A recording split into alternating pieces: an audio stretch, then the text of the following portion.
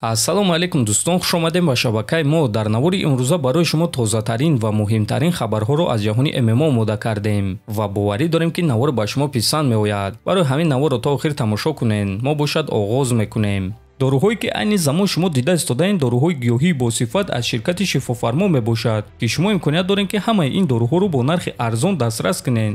доруҳо барои хунукзадагӣ ва қавӣ кардани мардонагӣ, барои фарбе ва харобшавӣ, барои ришу мӯйсарбарорӣ, барои дарди дил, дарди мушакҳо ва ҳамчунин равғани сиёҳдона ки пайғамбар саллаллоҳу алайҳи васаллам гуфта буд ки ба ғайр аз марг ба ҳамаи дигар дардҳо даво мебахшад. худи ҳозир ба номерҳои дар рӯекран буда занг зада доруҳои даркории худро харидорӣ кунед ва ҳатман аз номи канали Паҳлавон гап занед. ҳамин гуна шумо ҳам доруҳои даркории худро ба даст меоред ва ҳам канали моро сахт дастгирӣ мекунед. чемпиони UFC дар вазни сабук Ислам Махачев баъди муҳориба зидди Александр Волкановский ба ҳамаи мухлисон миннатдории худро расонд. ташаккури зиёд ба ҳама мухлисони ман, ба ҳама онҳое ки ғамхорӣ ва дастгирӣ карданд. шодам ки ҳамаи саволҳо ва нобовариҳо пӯшонда шуд. ба пеш меравем. алҳамдулиллоҳ. ба ҳамаи мухлисони худ аз тамоми кунҷу канори ҷаҳон миннатдории худро мерасонам. дастгирии шуморо сахт қадр мекунем. эҳтироми калон ба рақиби ман Александр Волкановский. ӯ чемпиони беҳтарин аст, навиштааст Махачев. ва дӯстон, дар ҳақиқат Махачев дар ин қуввозмоӣ нуқтаи калон гузошт ва дар ҳамаи саволҳо ҷавоб дод, чӣ гуна ки ваъда дода буд.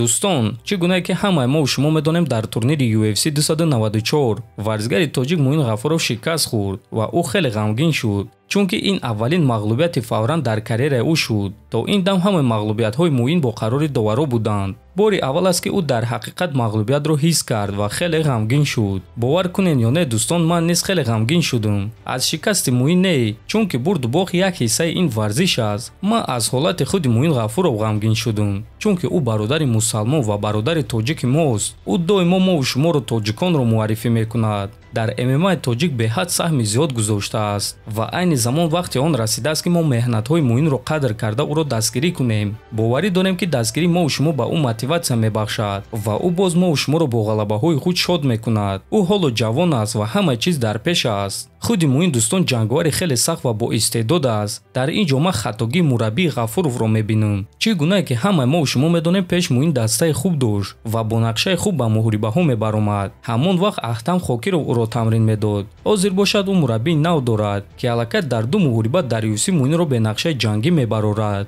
дӯстон, мураббӣ бояд барои шогирди худ нақша барои ҷанг созад ва ҳама медонанд ки усуле ки Саид Нурмагомедов истифода бурд, ин аз ҳама яроқи асосии Нурмагомедов буд ва ин чизро дониста дар доми ӯ афтиданд. ман боварӣ дорам ки Муин Саидро шикаст дода метавонист, аммо натиҷаи бенақша баромаданро худатон дидем. мо ба Муин гуфтанем ки рӯафтода нашав бародар. мо ҳамаи дастовардҳои туро медонем, дар ёд дорем ва ҳамеша шуморо дастгирӣ мекунем.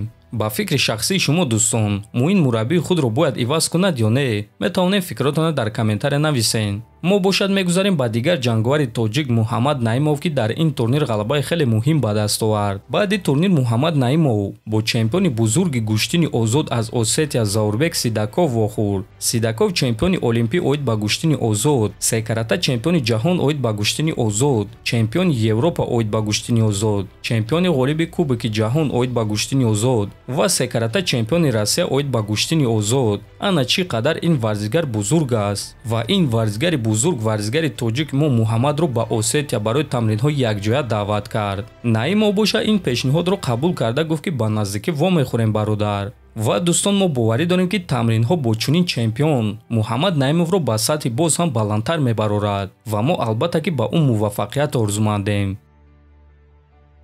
ситораи бебохти UFC Ҳамза Чимаев баъди ғалаба дар муҳориба зидди Камаруддин Усман бо забони чеченӣ якчанд сухан гуфт ва ҳозир суханҳои ӯро пешкаш шумо мекунем.